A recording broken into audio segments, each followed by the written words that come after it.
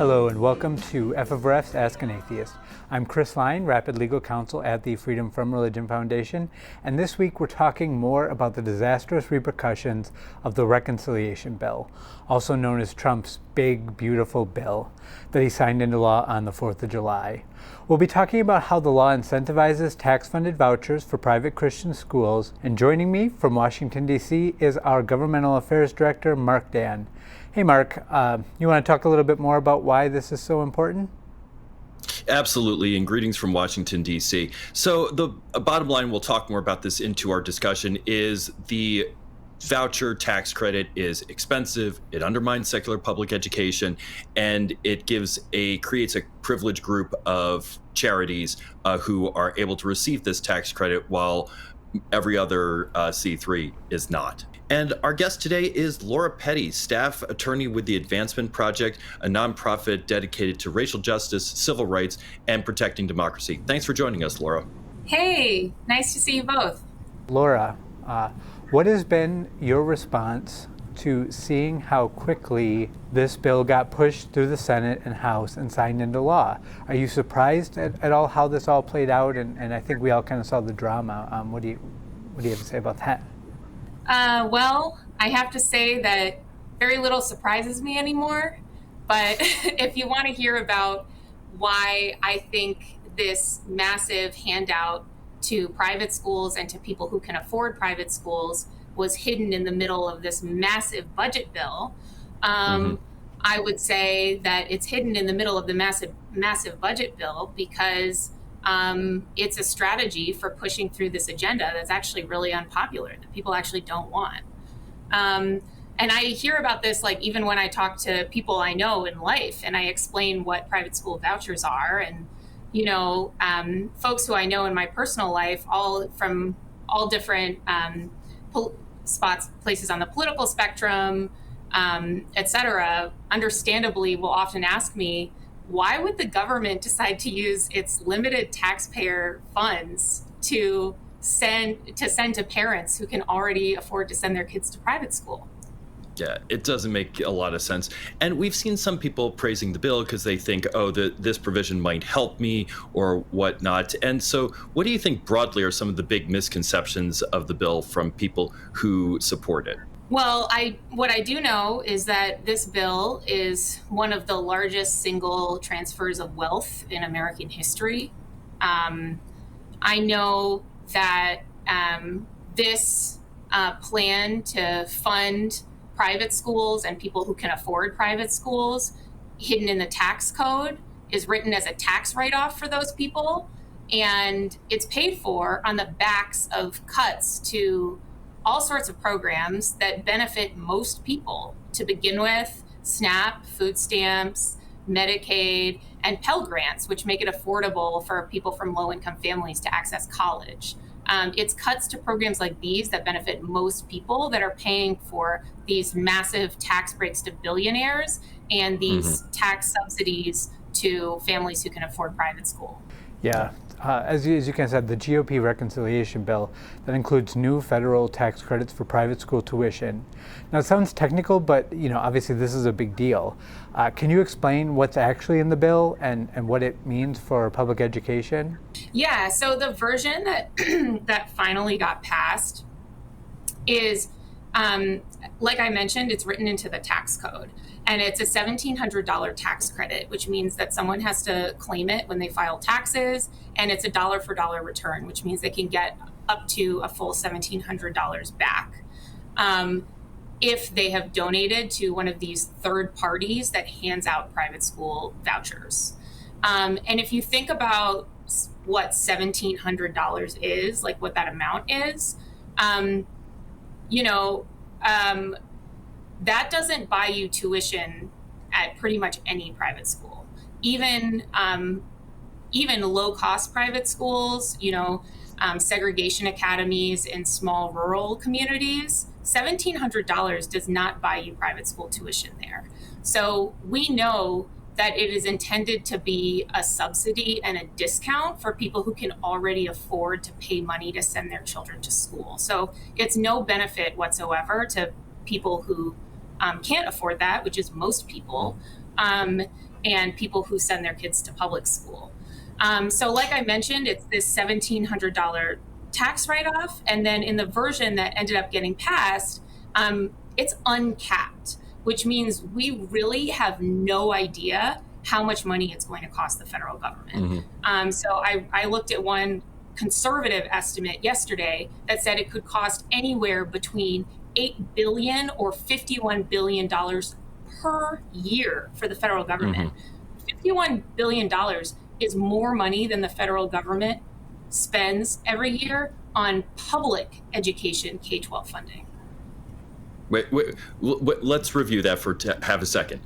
Everybody, federal government in the entire country, K-12 education, this tax credit could be more than that whole budget. Holy smokes. Where does that go?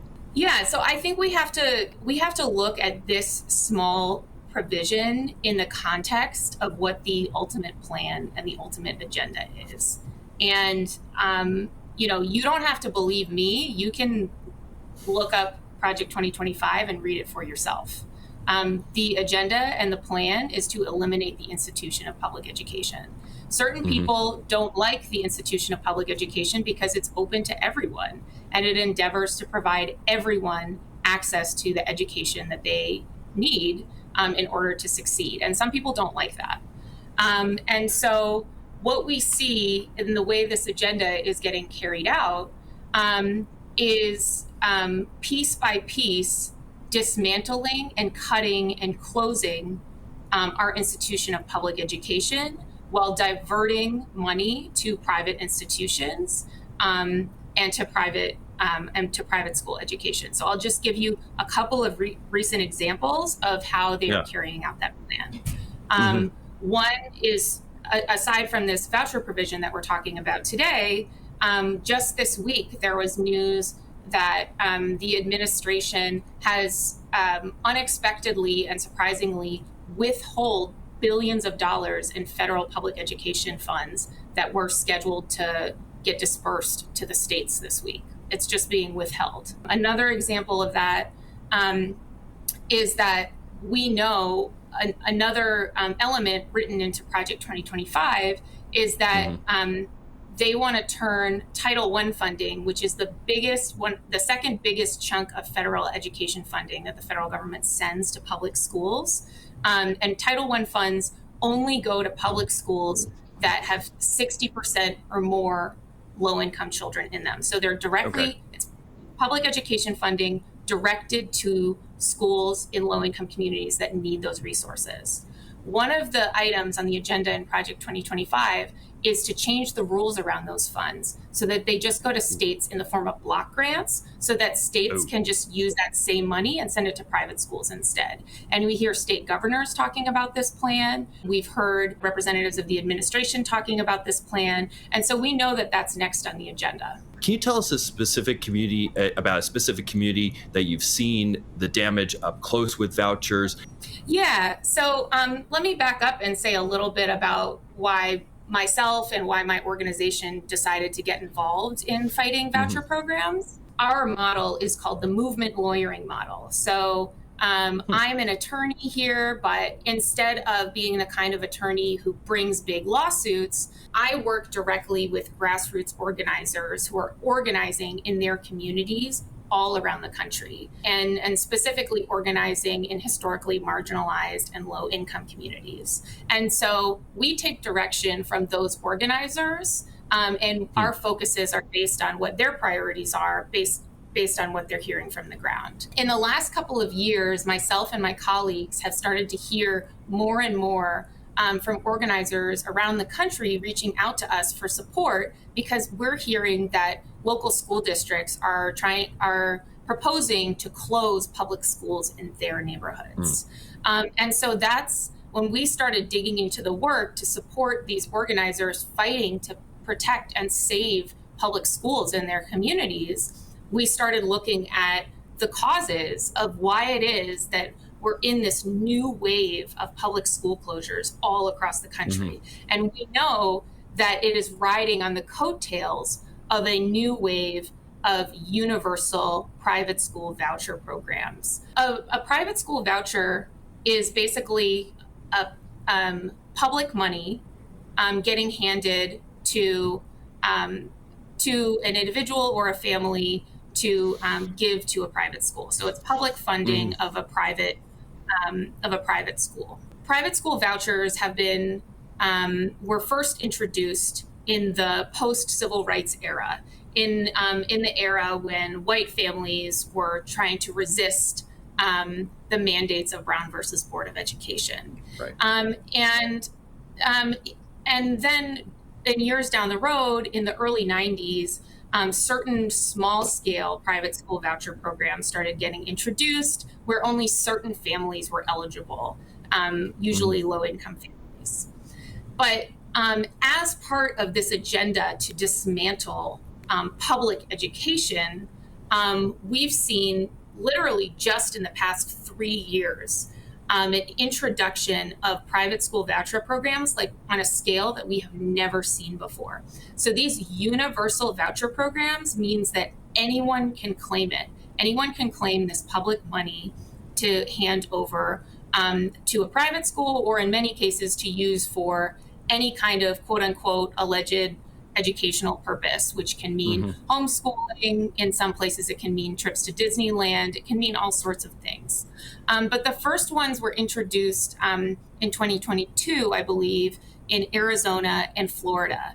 And we have seen that they have blown massive holes in those public education budgets in those states. And then since then, we've seen some other states adopt these universal private school voucher programs, which means that the state is just freely handing out public money to any parent who wants to claim it. And it's gutting the public education system. And of course, that is the whole point.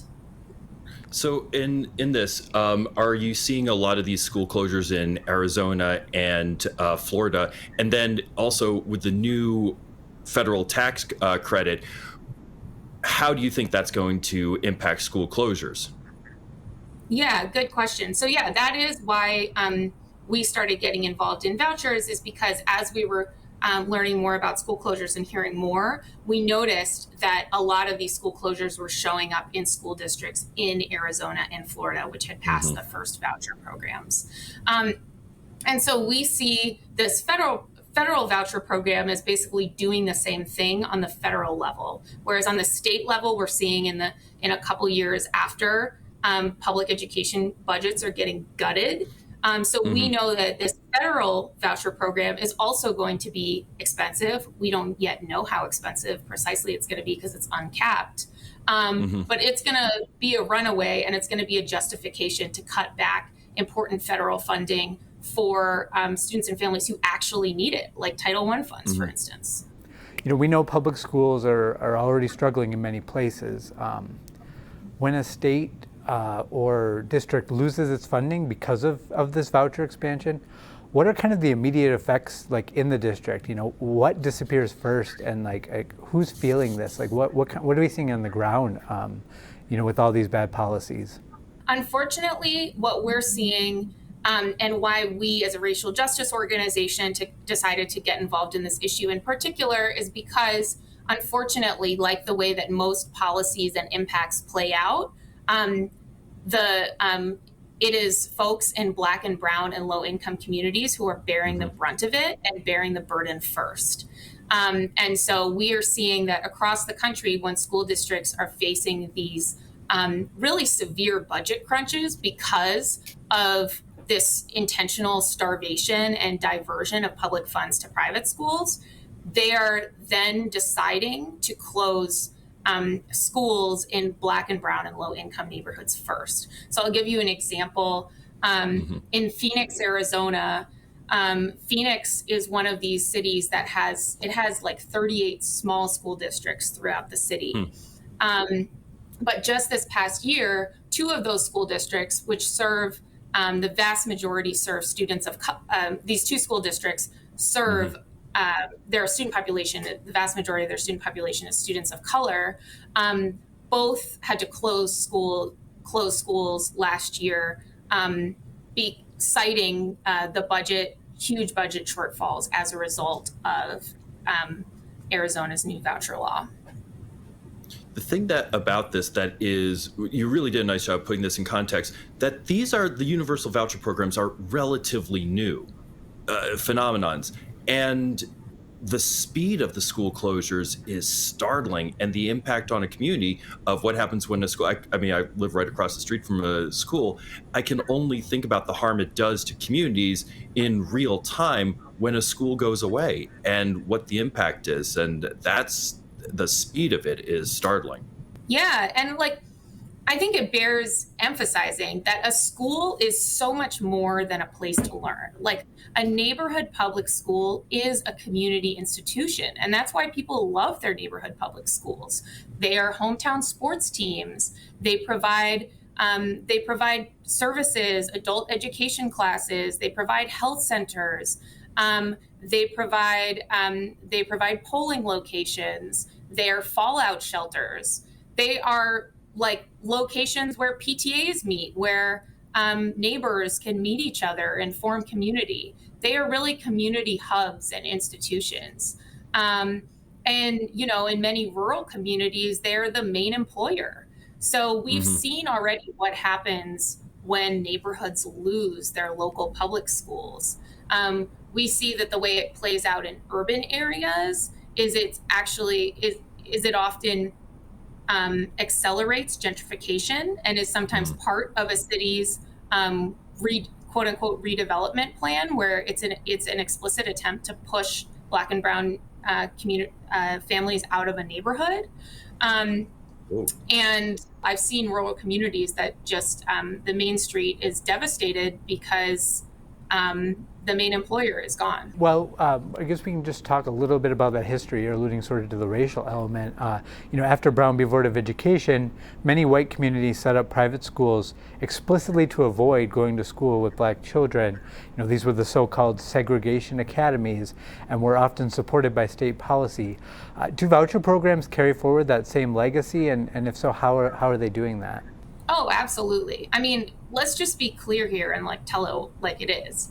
The reason why folks don't like public education and want to eliminate it is because it is open to everyone, including Black children and other children of color.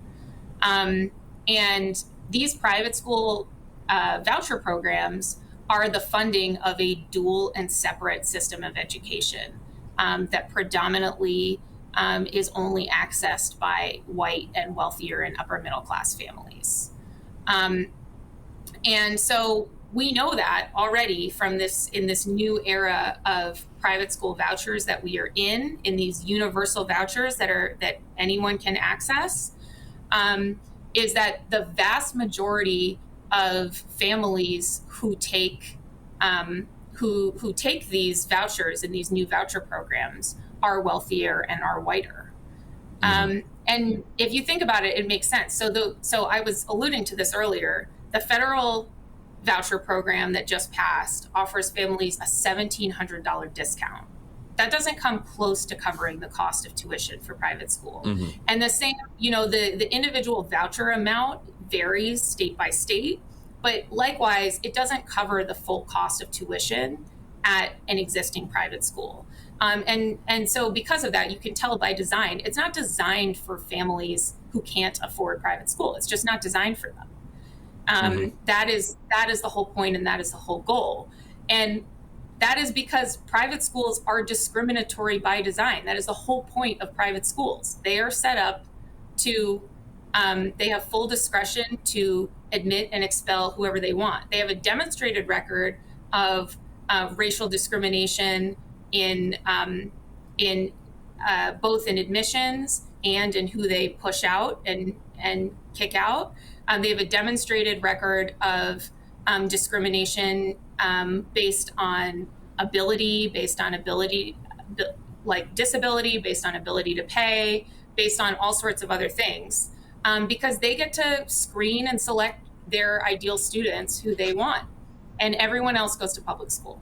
Yeah, it's really, I mean, especially talking about segregation academies, we're talking about some very, very dark chapters in American history, and their resurgent is certainly a lot to keep people up at night as well. But as one of the things we're seeing with segregation academies is that a lot of private schools are deeply tied to fundamentalism, and as a result, private school vouchers overwhelmingly divert public money to religious institutions that you've talked a lot about. And so how do these policies, particularly the new federal voucher program, revive the legacy of equal access or denying equal access for education for children of color? They're discriminatory by design, and they're not intended for everyone.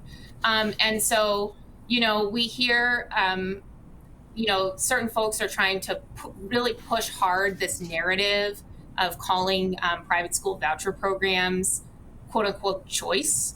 We know already from the way that this plays out that they provide choice for private schools, not for families.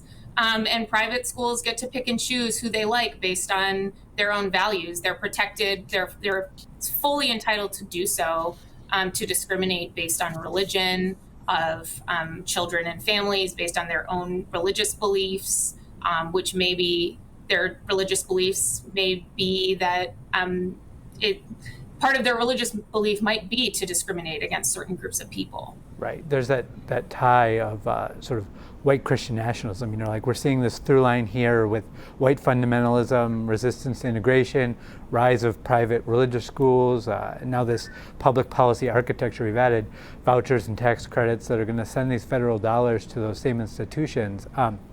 If we want to talk about this, people, how should we be talking about this with our friends and neighbors? Like, how do we explain this to people? It's kind of academic. It's kind of, high level. Like, if we just want to talk to, our friends and neighbors about this, what's the best way to do that and make sure everyone's aware of this? I mean, one thing you can do is just tell your friends and neighbors to read Project 2025. It says it all right there.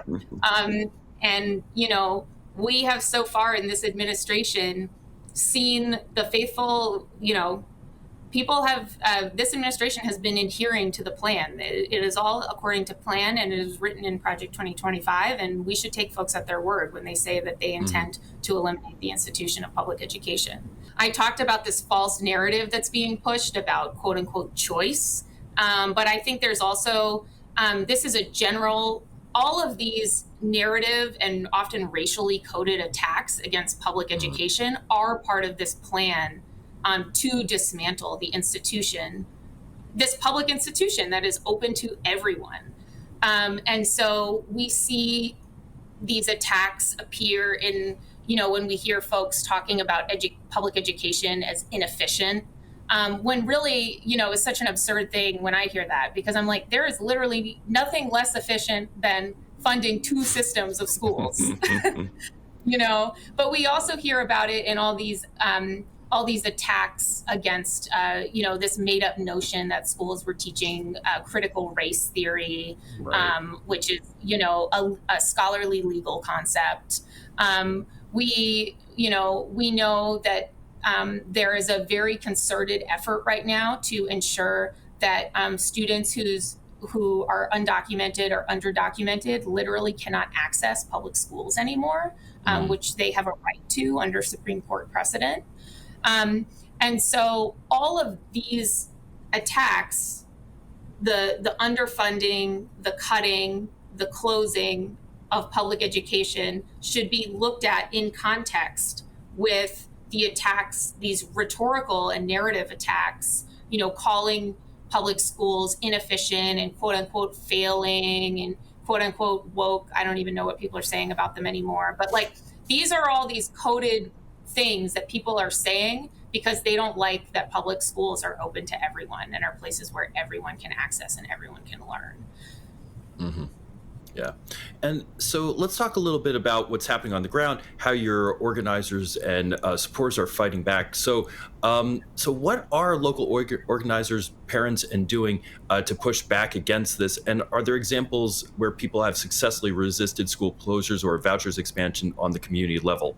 First, I want to share just a quick example of the real life harm of what this can look like. So we recently got in touch with organizers in Caddo Parish, Louisiana, where community members found out just a couple of months ago that the school board was planning to close their elementary school in a Black community. The elementary school is 92% Black and 99% students of color. It's their local neighborhood public elementary school where many parents are able to walk their children to school. They found out that the school board was citing that they needed to make drastic cuts because of Louisiana's new voucher program, and decided that in order to make money, they were going to sell the land of this elementary school to this local medical center chain. Made this decision all in the course of a month that they were going to close the school at the end of the year. So parents got literally less than a month's notice. And the school board didn't even hold a hearing like they were required to under law. So, one of the immediate concerns that parents were sharing about this is that because, as I was saying earlier, public schools are so much more than just places where classes happen.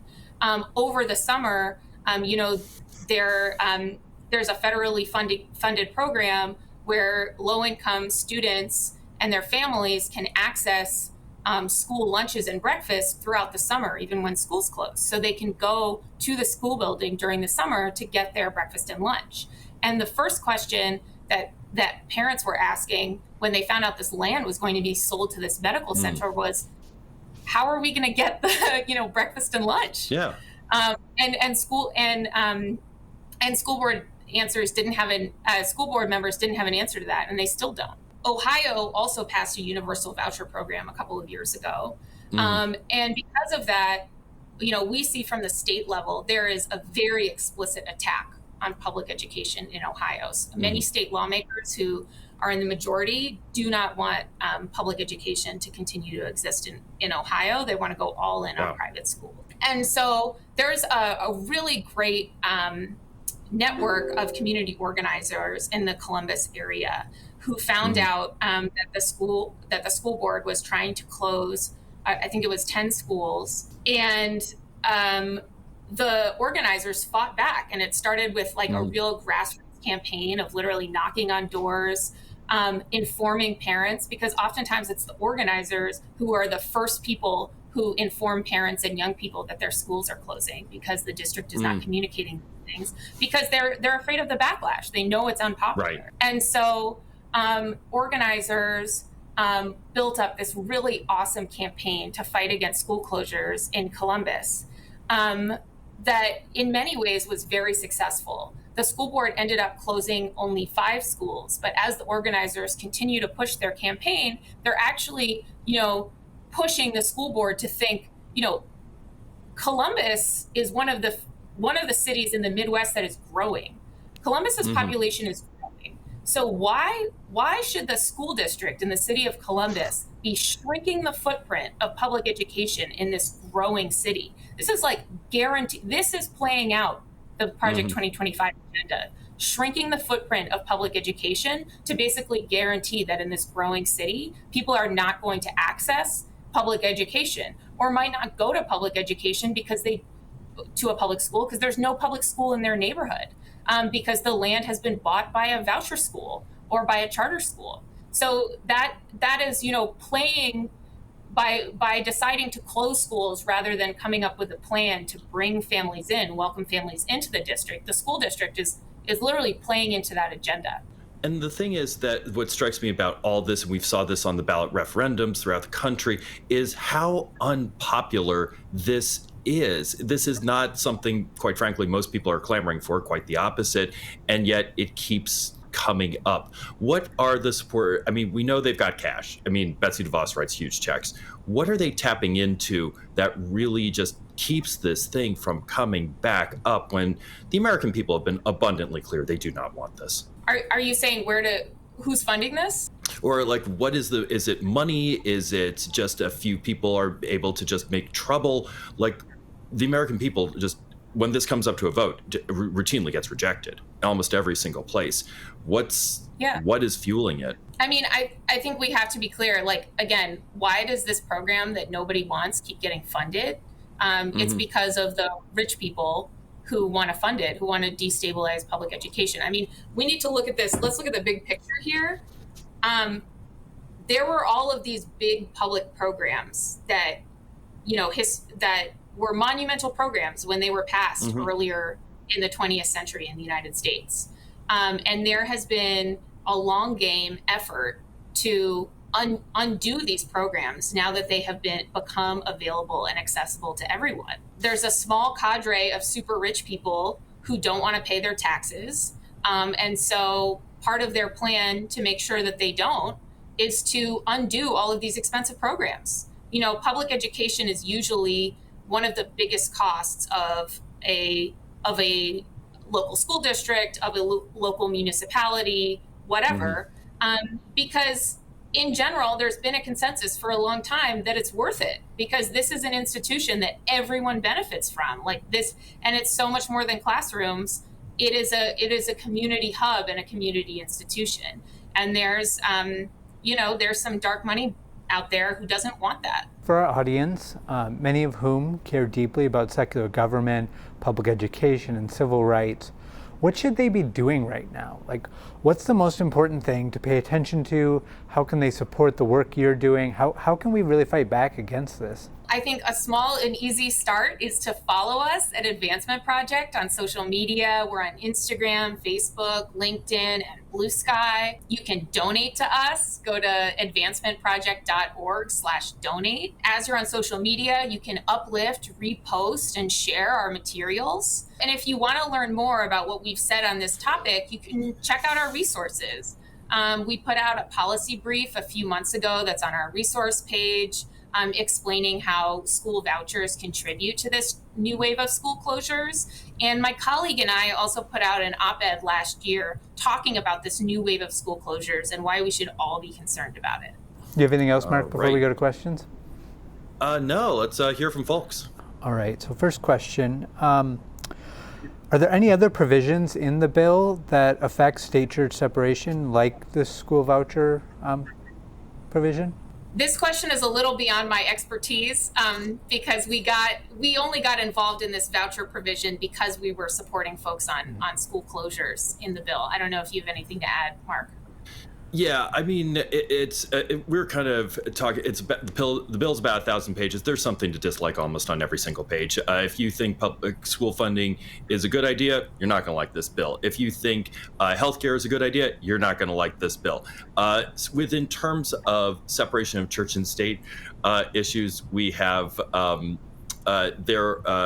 one, obviously, that is home to us at FFRF is the defunding of Planned Parenthood. We were also looking at other scenarios where a 529 homeschool expansion, that did get thrown out. We were looking at a scenario for tax deductions for healthcare sharing ministry payments. That did get thrown out as well. But there is more in here. And as Laura has been saying, this is the first step of many to dismantle our secular public schools, and there will be more coming, no doubt, from the pages of Project 2025. So how can I, or this person, I guess, support public schools with all these provisions in mind? Like, what's the best way to support public schools directly? If you have school-age children, send them to public school, get involved in your local PTA, show up to school board meetings. See if there are organizers in your community who are fighting for more resources for your public schools.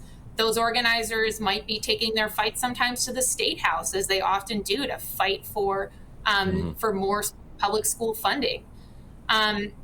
If you don't have school-age children, go to school board meetings, and you can also join campaigns and fights for more resources for public schools at the state level as well. Yeah. And Laura, one question I do have is, you talked a little bit about Columbus and what's also happening in Louisiana. Are school boards reacting to policies that are coming from state capitals, or more about, look, a school board is trying to just do what they can to navigate an untenable situation that they clearly, that in many cases, I I would doubt in Columbus, asked for. How do you work with organizers on that? Is there a way to work through that, or what are your tips on that dynamic, or is that just simply not the case? Yeah, I think it's challenging. I think school board members, the job of a school board member has always been thankless and challenging, but I think it's more challenging than ever because we see this creep of the privatization and the agenda to privatize and eliminate public education is certainly coming from state capitals in many states. And we see that it's also coming from the local level in certain places, there are developer lobbies. In certain places, there are other interests who want to close public schools.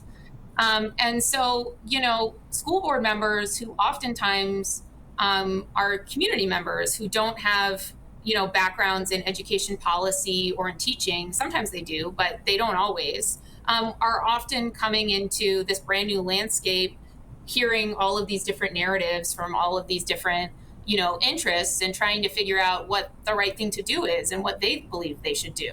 So I think oftentimes the role that grassroots organizers, particularly organizing in historically marginalized communities that have often been forgotten or screwed over by local school board decisions, the role is to elevate voice and to point out, to offer other alternatives to school board members. They might be experiencing this budget crunch. They might be hearing from certain consultants that the superintendent hired that they need to just close schools based on certain metrics that are biased against low-income communities. And it is the role of the organizer to say, no, wait, we're here, we're people, we deserve things too. We deserve access to a well-resourced public education that meets our needs. And we love our public school. We want to keep it. Here's what you should do instead. As you kind of said, this benefit is going to go to people who already can afford private school. It's not really enough to allow someone who couldn't otherwise afford it. But will this bill benefit anyone who's not already well off financially? Like, is there some middle ground person who will still benefit from this, or is it really truly just a giveaway to people who already can afford private schools? It can benefit anyone who can afford the difference in tuition between $1,700 and however much private school costs. So I'll say it that way. I assume that's not a lot of schools, just based on my very limited knowledge of school costs and things. Yeah, so I know, in some rural areas where segregation academies are intended to be low cost so that middle class white families can access them, they can cost as little as $7,000. More expensive, more elite private schools obviously cost as much as college. So, it depends on where you are, but we're definitely talking thousands of dollars. All right. Well, thank you for joining us, Laura, on this discussion. And just sort of a little bit allude to it, can you tell our viewers where they can follow your work with the Advancement Project? Absolutely. Yes. Please follow us on Instagram, on Blue Sky, and on Facebook. We're at Advancement Project. You can check out our website, advancementproject.org, and you can donate and support us by going to advancementproject.org/donate. Awesome. Everyone should go ahead and follow. That wraps up this week's episode of FFRF's Ask an Atheist. You can also check out Free Thought Radio at ffrf.org/radio or wherever you get your podcasts. And be sure to check out the latest episode of We Dissent, the only podcast hosted exclusively by women constitutional lawyers discussing state-church separation. Listen and subscribe to We Dissent wherever you get your podcasts, or check them out online at we-dissent.org. And finally, if you want more information about the Freedom from Religion Foundation, you can check out our website at ffrf.org. If you're a member already, thank you. If not, please join us, and we will see you next time on FFRF's Ask an Atheist.